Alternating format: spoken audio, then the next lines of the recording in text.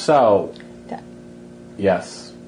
Go ahead. That refrigerator is making me lose my mind.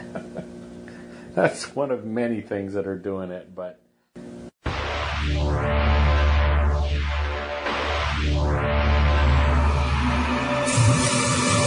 Welcome to the Vicis Interimo 30 Minutes to Kill podcast.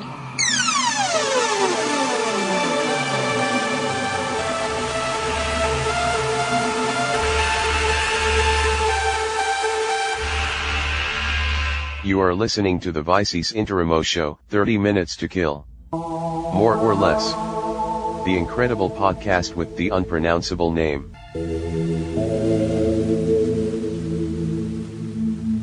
Portions of this podcast are made possible through the patronage of great people like At Lonely Bob, Big Alby, and Goldafish.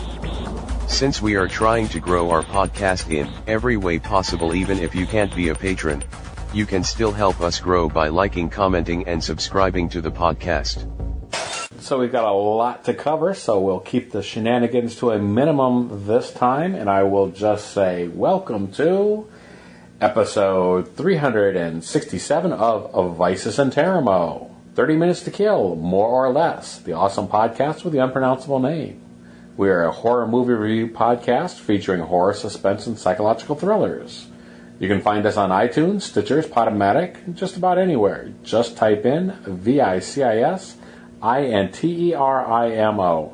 I am your host, Michael Mad Saxon Jones, here with my lovely wife and co-host, Lori. Each show generally contains 4 segments: a Laid to Rest, where we tie up loose ends from previous shows, a short review of our featured movie. This week's movie, it's a mouthful, The Town That Dreaded Sundown 2014. I need to be specific about that. We'll get into that more later. Garbage in, garbage out. We talk about any TV, movies, books, anything we may have caught in the last week or so. And lastly, we end with a crawling chaos, a topic or factoid we've never talked about on the show before. Sometimes silly, sometimes serious, most always chaotic. So let's just get right into our Laid to Rest.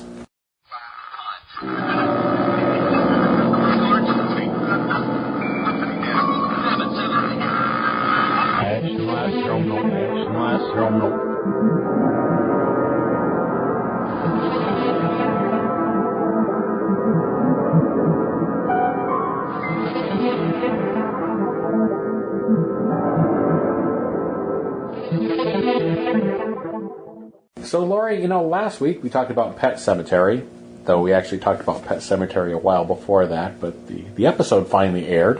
Right. Okay. Some of the things we covered were American Gods, the TV show, and the fact that we have finally entered the 20th century, or, I don't know, early 21st century, by getting a PlayStation 4 is what I was referring to. The look on your face was like, where are you going with that? Well, entering the 21st century. Well, I'm just... That was joking. a long time ago. Yeah. It's already 2019, right? Is it really? I can't keep track of such things. So, also in the show notes, just if anybody's interested, you can always go to Podomatic. You can see there's a American Gods recap that we posted there with explanations for all the Easter eggs and theories and things that you might have noticed. Though I'm talking about episode, or rather season 1. They've already done and filmed and finished season 2. We need to move on to that. Right. If I could just drag you kicking and screaming out of Skyrim for a little while. Also, we talked about our Minority Mindset, which was our Crawling Chaos for last week. And that link is now in the show notes and active, because I had forgotten to put that in until later on in the week. Oh, okay. Yeah. Like today. Anyhow, so did you have anything that you wanted to tie up as far as loose ends? This week, last week, anything else? I don't think so. All right, well then let's just get right straight to Nothing to add. This week's movie.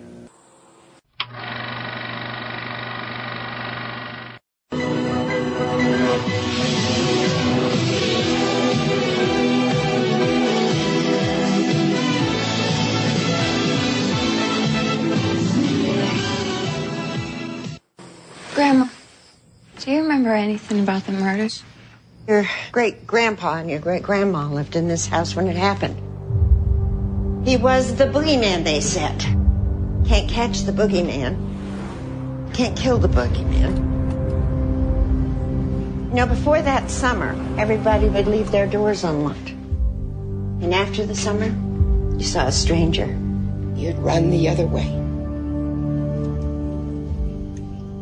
And now, he's back.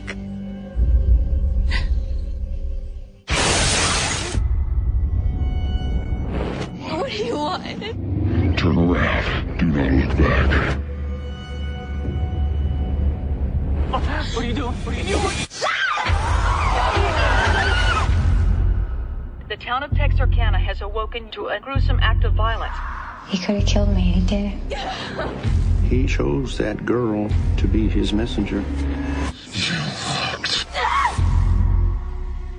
They couldn't catch me 66 years ago, and they never will. People say that he was a demon or a spirit. A soul consumed by vengeance. We are not hunting a ghost. We are after a flesh and blood killer. Just about everyone around here's got some kind of blood on their hands. He's gonna make the town pay for its sins. Some days turn out great, it's okay. 'Cause some days turn out bright, it's alright.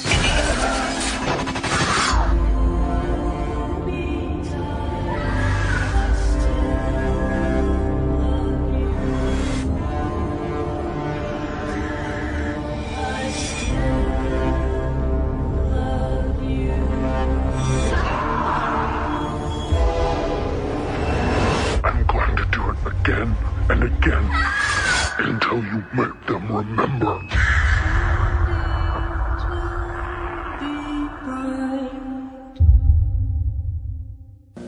So, yes.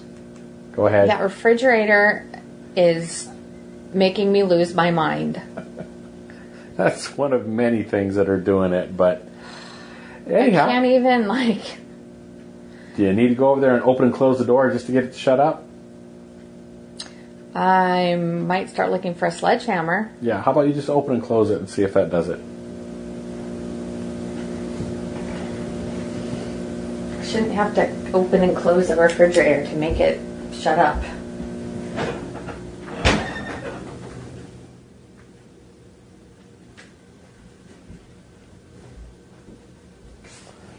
Start up again. So, The Town That Dreaded Sundown, 2014. What did you think about that movie?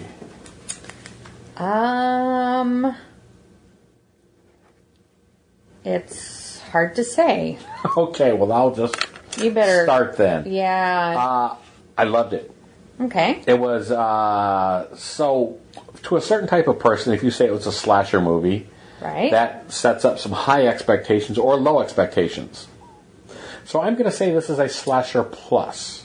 This is a very meta movie. This is a movie that references the earlier version of it, which came out in 1976. Not earlier version. Well, no, not earlier version. It's a sequel or a continuation. But I did say it was meta because it makes reference to actual murders that happened in the 1940s. Yes. So There really was the Phantom. Right. In the 1940s in Texarkana. Right. In the movie from the 1970s was a movie about that. Purportedly. Yes. Much in the same way that Texas Chainsaw Massacre was based on actual events. Right. This was based on actual events and purported to be the real thing, but it really wasn't. I mean, certain things are changed and stuff like that from actual murders that did take place. Sure. Though the killer, they kept the larger things, the Phantom Killer that was still out there and never been caught. So this one picks up where that left off, and I'm going to call it just like a slasher plus. Because it wasn't strictly a slasher film with no redeeming qualities other than it was a slasher film. Right. And so I like that. I'm going to agree with that.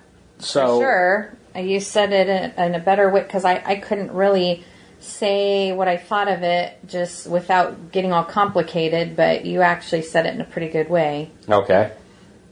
Because the things I liked most about it had nothing to do with the slasher part. Right. The slasher part was actually the part I liked the least. Okay. But it was a really good, high-quality movie.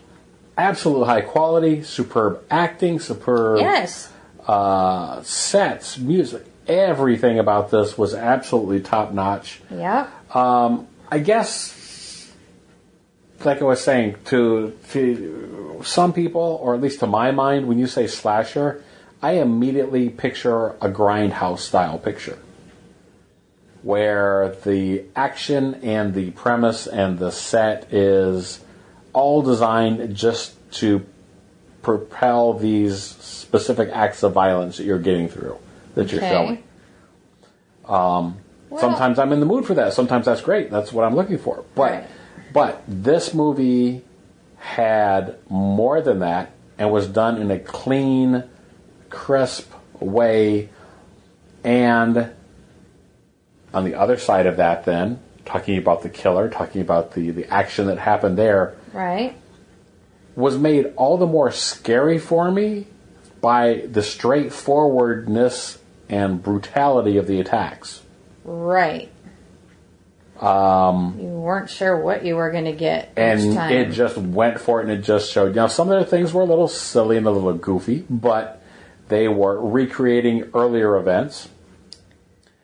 But it was right. They were recreating things they'd seen in the 1970s. Right. So, is this a copycat killer, or is this something else? And that's the question that is proposed in this movie. Yeah. And so it felt like a really well-crafted love letter to the previous movies and to movies in general. That was my feeling. That's what I got out of it. Okay. Does that make sense? Yeah. Okay. And since it does start with the scenes here at the drive-in theater. Right. This is a complete side note and off the top. What was the last time you saw a movie at the drive-in? Oh, geez. What was the last thing you remember I don't know. It's a good question. I don't know. I want to say the last time you and I went to a movie at the drive-in was probably the last thing that I remember. We went with a third friend, Francine. Yeah. And I want to say... Maybe I shouldn't say. I don't remember now. I was going to say it was like Karate Kid Part 3 or something. Beverly Hills was there. Oh. Was the other one that came on, the second one? I don't remember terrible. watching that. That's like the last time I remember going to the drive-in movies. Man. Can you think of one? That's pretty bad. It is, yeah. Well, I mean, they don't exist anymore. Drive-in theater, it's... I'm a poor job. Ours would have lasted a little longer, but ours got so dangerous to go to. Yeah. I mean, it was just, there was so much criminal activity, and yeah. Yeah. It got bad. Oh, okay. Got to where you were scared to leave your car to go, get popcorn and use the bathroom and stuff. Right. It was not a good idea to leave your car. So it was fun to go. Francine and I used to go all the time, but we would go just for the first movie and then we'd leave. Yeah. Yeah. Yeah, because we did not, it was not safe.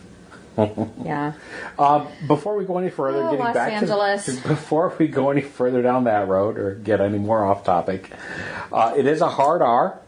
Yes. For sex and violence. Sex, violence, and language. Mm-hmm. So be prepared for that. Adult situations. Adult situations. Adult talk. Exactly. Grown-up talk. But man, so the initial distraction, and I shouldn't tell the distraction. I guess distraction is the right word. What's that? Was all the great actors that are in here. Oh my gosh. Yeah. There are so many great, and the thing that threw me the furthest was an actor named Corey, who starts out as our, I don't want to say hero, our protagonist. It looks like it's going to be that. You've got a young couple on a date. He looked like a hero to you? He didn't look like fodder? Well, I didn't know what to expect here. And yes, he quickly turned to father in the... Yeah, young couple parking out in the woods by a sign that says, don't come in here after dark. What could possibly go wrong? Yeah. You remembered seeing him somewhere else. It was driving me nuts, and I just could not... But, like, 20 minutes into the movie or whatever, it's like, oh my gosh, that's the kid from Unbreakable. Because he had almost the same... You're saying kid, but yeah, he was the grown-up... He was a young man now. Grown-up child. And we had just seen him not too long ago in Glass. Spencer Treat Clark is the guy's name. But anyway. Oh, see, when you said Unbreakable, I automatically thought of Glass.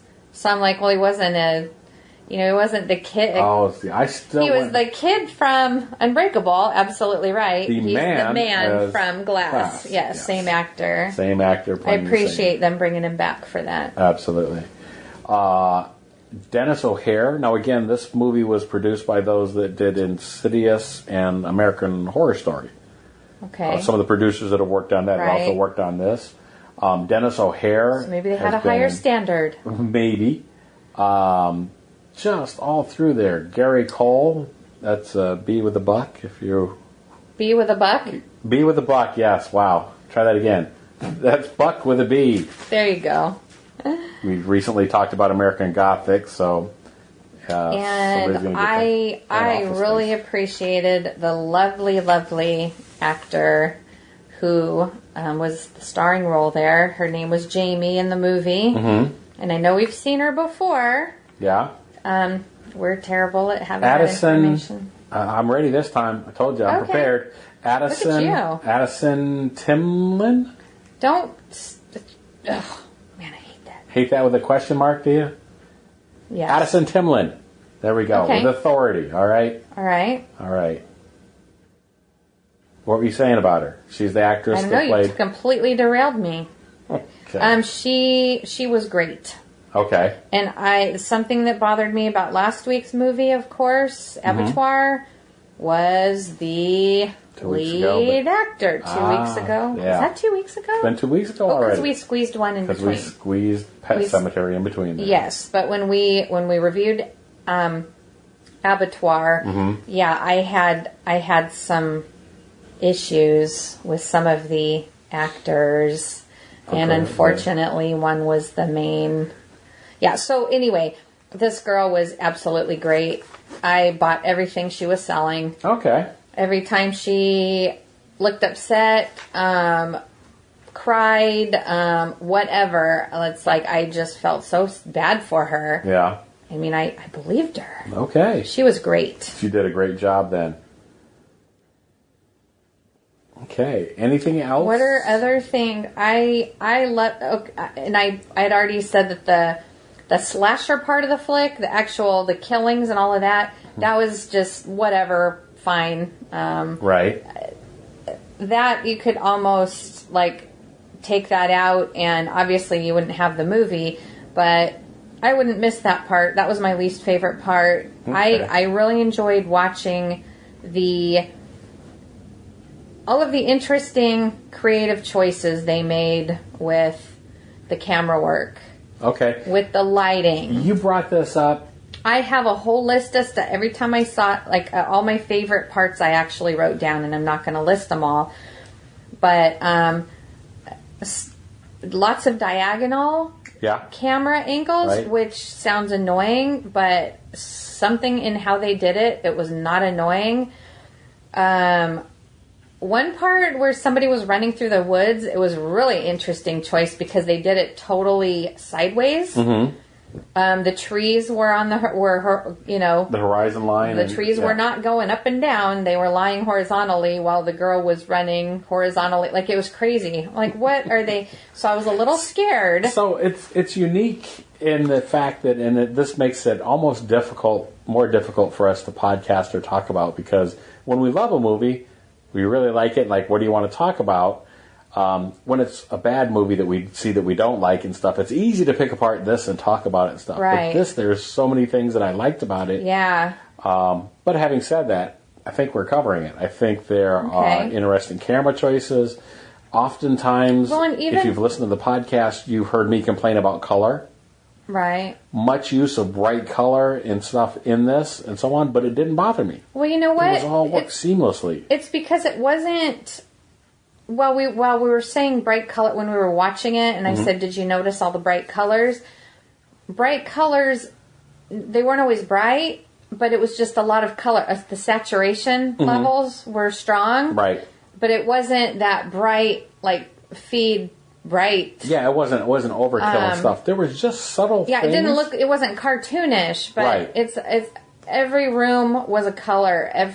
Their clothes they were wearing, they were strong colors. Well, and so like even in one particular case, she's talking, I believe it was to her grandmother, and her grandmother's sweater was almost the same color of the kitchen. The kitchen was further back in the shot. Yeah. Deep in the back. Yeah. It was still a bright yellow, and you could see it, and it just all flowed well. Everything and it sounds was- weird to say the yellow on yellow is going to be beautiful or whatever. Yeah. It's like, well, didn't the grandmother disappear when she walked into the kitchen? Didn't she be camouflaged? But no, it all so. worked so well. So I'm surprised to get all of this out of a movie that I think was overlooked. Yeah, it's like whoever made all the people that made the movie and did all of those choices and stuff. I want to see them do another movie, but not have it be a slasher flick. Yeah. I mean, it could still be, horror, scary, whatever. Right. I want something now. I want a story to match the quality of. Not that there was anything wrong with the story. Right. But there was a little weird. I don't want to say disconnect. It wasn't a disconnect. It was just. Usually slasher flicks, you don't need all the really cool. That's what I was talking about. I almost said it was wasted on it, and that's not what I mean either. Right. So it occurs to me that we didn't we didn't give the synopsis for the movie. It didn't occur to I was it so occurred excited. to me also, but we went right into talking about the Everything we liked about it. I couldn't help it. Well, let me. Well, no, we talked about it being a movie that based on a Right. But here's the storyline, and I'm going to just steal this straight out of IMDb. 65 years after a masked serial killer terrorizes a small town of Texarkana, the so-called moonlight murders begin again. Is this a copycat or something even more sinister? A lonely high school girl with secrets of her own may be the key to catching him. Okay. So it seems like you've got a murder mystery on your hands here, sort of. Yeah. But the story was fine. There was portion. surprises and twists and red herrings and whatnot. More than once I thought about Scream, and that's what I was going to say. Another reason why it worked is because it adhered to all the horror movie tropes. Yeah, it all did. of those things and it hit every beat perfectly. Yeah, it did. It's weird to say that about this movie that, like I said, that I think was overlooked by a lot of people. Yeah. Or maybe didn't stand out. Maybe didn't get the hype that it needed or deserved. Because, like you said, a lot of work went into this, and it all shows. Yeah. Every bit of it. What'd you think of all that? The use of bright lights and darkness. It was great. Like I said, it was perfect. It didn't miss a single beat as far as I'm concerned. And I'm actually talking myself up into giving this a higher number. Oh, okay. Because, that was something else that I noticed right away because when the hero of the story, Jamie, goes home, you learn that she lives with her grandmother, and they're walking around the house having a conversation. Veronica Cartwright was the grandmother, by the way. Which is who? Her grandmother in the movie. She was an actor. I know, but what does that mean to people? Oh, what I don't know. People know her from? It's ridiculous. Well, you said her name yes, it was Veronica Cartwright, just so everybody knows that. Why? I know it's ridiculous, but I'm going to say I know her from The Neighbor from Grace Under Fire. Okay. That's it's something. Weird, but I can't help it. You know what? We watch so many movies and stuff, and I'll pick them out of one different thing, and it's maybe not even the best example of their work. Right. But I just can't help it. But sorry. I didn't mean to derail you. Go ahead. No, that's all right. So walking around talking with her grandma. Yeah, what did you think of that scene? Do you know what I'm talking about? I don't. Because it was basically, it seemed like it was the end of the evening. They're getting ready for, closing down the house for the night, going to bed, whatever. Mm-hmm. And they're talking about these murders that happened way back when. So you get a lot of information. Right. But they're walking around the house, and as we're following them, Grandma's turning off lights. Mm-hmm. So the scenes kind of keep going dark. Mm-hmm. I can't say I've ever seen that before. And then as you move that, you're following them around the house, and they get back close to a lamp and you can see them again, and she turns out the light again. And okay, yes. I've got that scene now, and I think, it felt very real and organic. There were so many things about this. It's like, I feel like people aren't brave enough to do that, because I know light and dark is hard to it doesn't come through the right way sometimes with the camera. Right. But whoever made all these decisions and went for it and made all these scenes happen, they're an expert at filming bright light and darkness. Yeah. There was one scene I particularly enjoyed where Jamie is sitting on a bench out on her porch and talking to a boy, and they're sitting there, and the sun is behind them, low on the horizon, and so they're backlit. But as they're talking to each other, each one of it's just like their upper body, it's showing their shoulders and their heads while they're talking. They have a bright sunlight, like super bright corona going all the way around their heads. Because that light is hitting them so hard on the back of the head. Right. Like you could see it. There's just this bright light outlining their heads. Okay. Just the it was interesting. Fascinating. I'm almost sorry that we sent it back to Netflix, because I think we just sat down and watched it. Some of them, not all of them. And these are the things. This is what I enjoyed about the movie. Okay. All of just the pretty. Interesting. Yeah, all the really cool decision. There was a scene where she's, I think she was in her bedroom. She's walking through the room, and the camera is actually behind a bookshelf. She has a bookshelf that's not against a wall. Obviously, it must be like a room divider or something. But they chose to shoot it through the bookshelf. So you almost feel like you're on the shelf, or you're standing behind the shelf watching her. Right. But it was really creative. Like, it wasn't overly artsy-fartsy or... Well, they tried. Obviously, they tried. Right. It all felt organic. It seemed effortless, though. Like, it just seemed natural. Awesome. Why wouldn't you stand over here and film her from here? Okay. I don't know. But yeah, I have a big list of just tons of stuff like that. We won't let you go all the way through it. No, but hopefully... This is one where I could actually... I would enjoy... them listening to the podcast, and I would like to I would like to personally tell them how much I enjoyed all of those things. Awesome. Yeah. Well, I'm just going to veer off track slightly and say Veronica Cartwright, who you asked me why did I mention her or whatever. And the grandmother. She's the one who played the grandmother. We're established that now. She was also an American Gothic.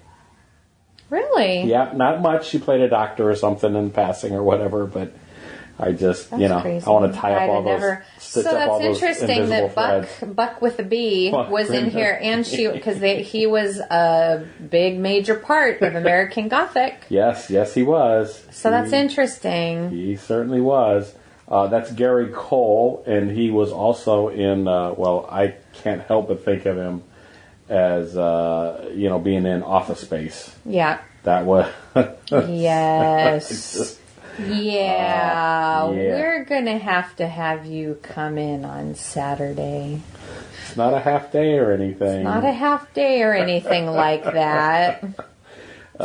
Anyhow, sorry, let's stay on track. So, everybody knows him now. Right. But there's just so many actors in here, great actors, and it's just, I can't stop singing the praises of this, evidently. Yeah, I want to get the gang all back together, and let's do another project. So let's give our number. Let's move on here, and we'll give our number and continue on. Okay. What's your number? You go first. I'm undecided because there's... Clearly it's a 4. It's at least a 4. I want to say a 4.5. I'm wondering if I could say a 5 even, but 5 might be a little bit too much. I should be committed... If I want to give something a 5, I should be committed to that 5. It's a strong 4.5. Okay. Yeah. Okay.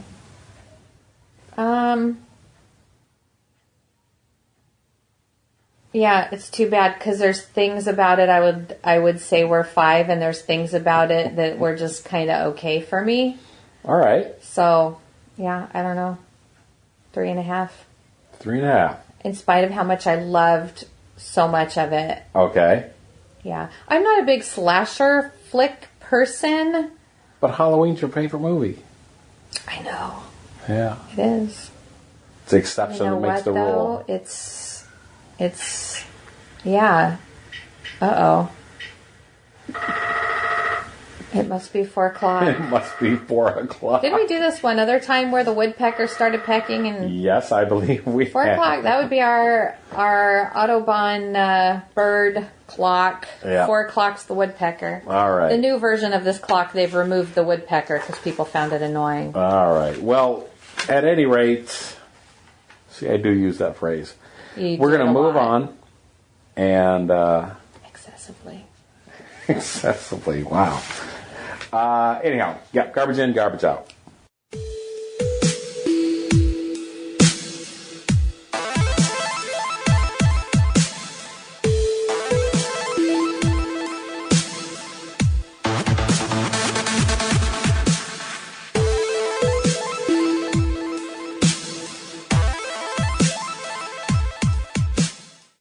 So for garbage in, garbage out, since you've pretty much monopolized the TV every evening this evening, included It's not probably. true. Pretty close to it. No. Playing a lot of Skyrim. That is, you are. Pretty much I think exclusively. I've only played it a couple nights. A couple of nights? It's been at It was least a lot of solid hours. It might feel like a solid week to you, but no, it hasn't been. At any rate. Means we haven't... Excessively. Touche. So, we have a couple of things to talk about. Okay. Like the lurking fear. Because while we didn't read that, we had it read to us. We did a small trip out to see your sister-in-law, who occasionally makes appearances on the... My sister-in-law? My sister-in-law. Your sister, my sister-in-law. Who occasionally makes appearances on the podcast. Usually by making phone calls in the middle of them. Yes. We like to keep her in there. So we drove out to the desert. And we listened to The Lurking Fear on the Way. The Lurking Fear by... H.P. Lovecraft. Yes. Yes. Awesome. And we started the Dunwich Horror, but we won't talk about that since somebody fell asleep. It's kind of a wonky copy of it that we had, too. Yeah. That it was from I swear it was from a tape from a individual reading, because I could have swore I heard him hit the mic a couple of times. Yes, it was pretty bad. With his clipboard or whatever he had there. And it sounded kind of muffled. That's why I fell asleep. Was I that don't know. it? Okay, Maybe, that white partly. noise just drowned it out. I mean, there were many reasons why I fell asleep, because I can't even sleep in the car. You know that. How often do I sleep in a car? Never.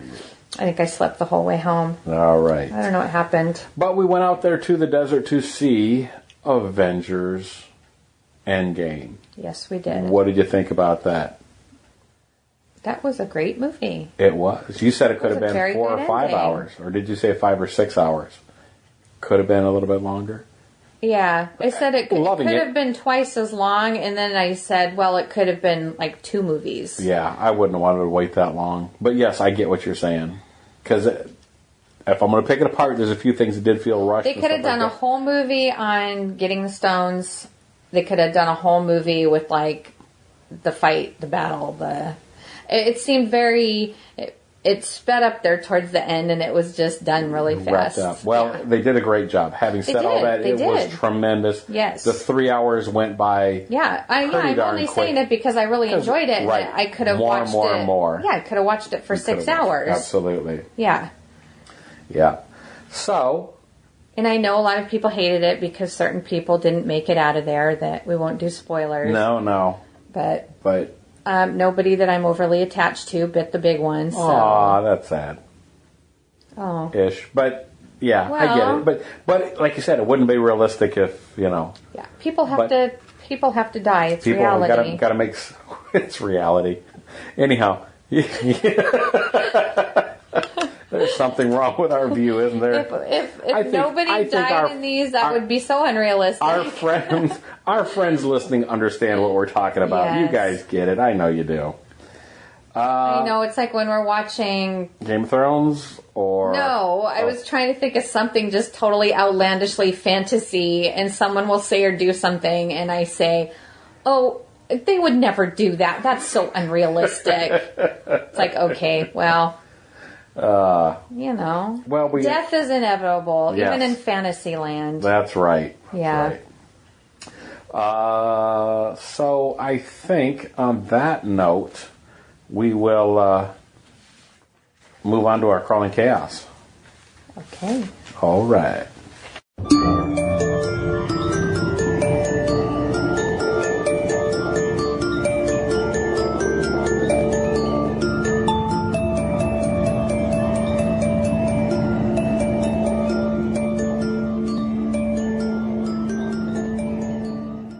So for Crawling Chaos, if you've listened to the podcast for a long time or a while, or even a few episodes back, I'm taking an improv class.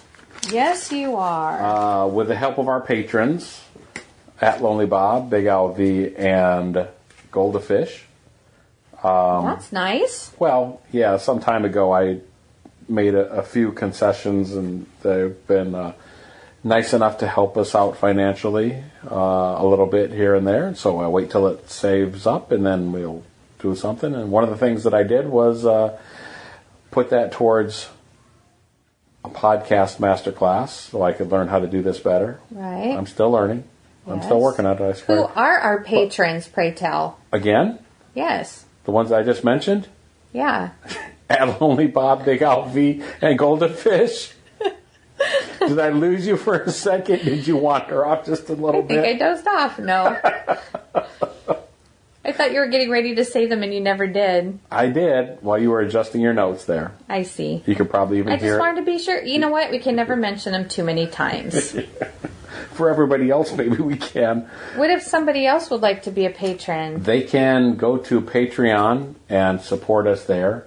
You can find a link on the... actually, on the Podomatic site, we have both a PayPal if you want to make a one-time donation of some sort there, but you can also support us through Patreon. There's for as little as $1. For as little as $1 a month. Anyhow, my point was that first I did the master class. They suggested I then take, or anybody should take an improv class.